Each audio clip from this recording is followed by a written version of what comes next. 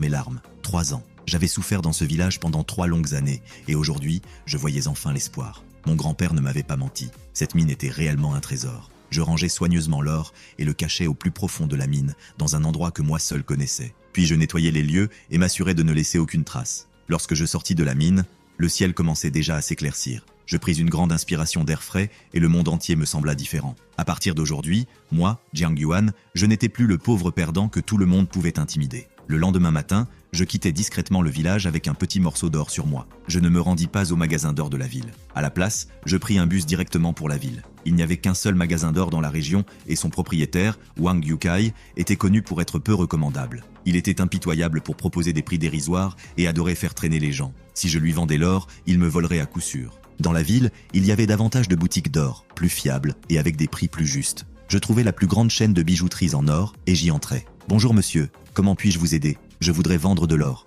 Bien sûr, par ici s'il vous plaît. » La vendeuse me conduisit à la zone de rachat. Un expert vêtu d'une blouse blanche prit mon or, l'examina attentivement et le testa avec une machine. « Monsieur, votre or est d'une grande pureté, à 99,99%. Notre prix de rachat aujourd'hui est de 420 yuan le gramme. Cette pièce fait 100 grammes, soit un total de 42 000 yuan. Cela vous convient-il ? » Oui, j'acquiesçai. L'expert rédigea les papiers puis me conduisit au service financier pour le paiement. Lorsque je pris ce épais paquet d'argent, mes mains tremblaient. C'était la première fois de ma vie que je voyais autant d'argent. Après avoir quitté la boutique d'or, je trouvais un endroit calme et comptais l'argent encore et encore. Aucune erreur, exactement 42 000 yuan. Je ne dépensais pas tout. D'abord, je remboursais la première mensualité de mon prêt bancaire. Puis, avec les 12 000 yuan restants, j'allais au centre commercial acheter quelque chose. J'achetais un meilleur système de filtration, plusieurs grands seaux et quelques outils. Enfin, j'allais au supermarché acheter 20 livres de riz, 5 livres de porc, un bidon d'huile de cuisson et des produits de première nécessité. Lorsque je rapportais tout cela au village, je tombais sur Song Xiaohei et quelques-uns de ses amis bons à rien.